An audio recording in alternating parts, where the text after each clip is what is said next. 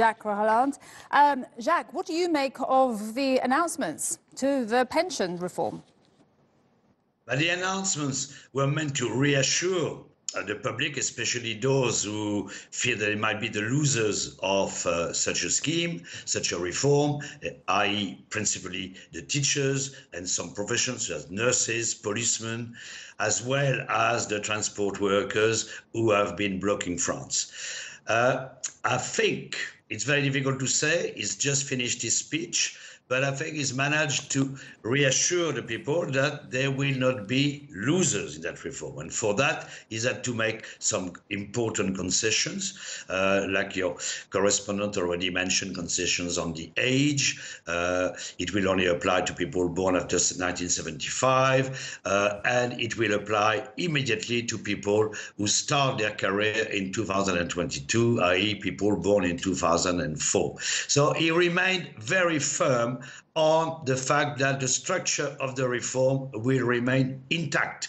He's moving towards a universal scheme based on points, with everyone finally, eventually, having the same rights for the same level of contributions, which will have many winners, some losers, and the job was to reassure some of the losers. Whether he's done it is difficult. We know that some unions wanted a complete withdrawal of the system. That's out of the question. So we'll see whether they still call, and I'm pretty sure they will still call for strikes tomorrow and Tuesday. But I think he's managed to reassure the teachers. That was one of the great fears of the government, that the teachers might go on a long strike, but he's told and guaranteed that they would not lose out at all. They would have the same level of pensions.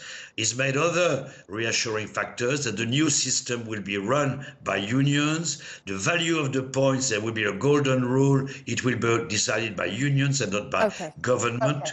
So plenty of precisions which were much needed after all these hazy, half-lies, truth, rumors running around this reform.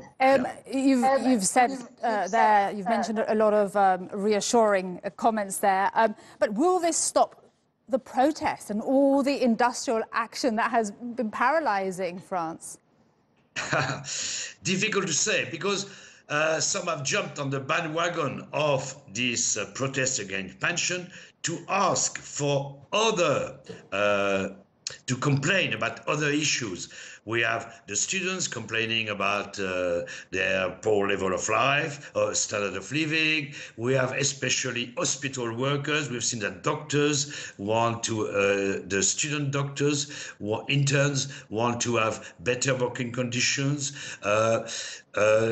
The policemen were also staging a demonstration around the building where Edouard Philippe made his speech. So there's quite a few levels of unrest in France, and they will use that. At the moment, the government is in a fairly weak position. The problem for the government is that they try to reassure that this reform is good, is in the spirit. It will keep the principle of repartition, solidarity between generations. It's still a system where people will, the workers of today will finance the pensioners of today. And it's better suited to the evolution of the labor market, where people don't have the same career all their life. So the problem is a problem of confidence in the government. Today, we're in an age where people mistrust experts and mistrust governments. And unions, some unions, especially the hardline unions, such as the CGT, and some of the grassroots, they might not believe that Edouard Philippe has a good reform. And the problem today is not that people, they don't believe what they see what they believe. Whether Edouard Philippe has managed to convince that the French people that the reform is fair and is adapted, it will help to make the system sustainable. That is a question. The public opinion will have to play a part, not just the unions, and we'll see in the coming hours from the reactions whether he's managed to calm the situation and whether we can now have a proper dialogue in the coming weeks and not just demonstrations. Exactly, we'll see indeed. Jacques Reland, live for us there in Saint-Malo, France. Thank you very much indeed.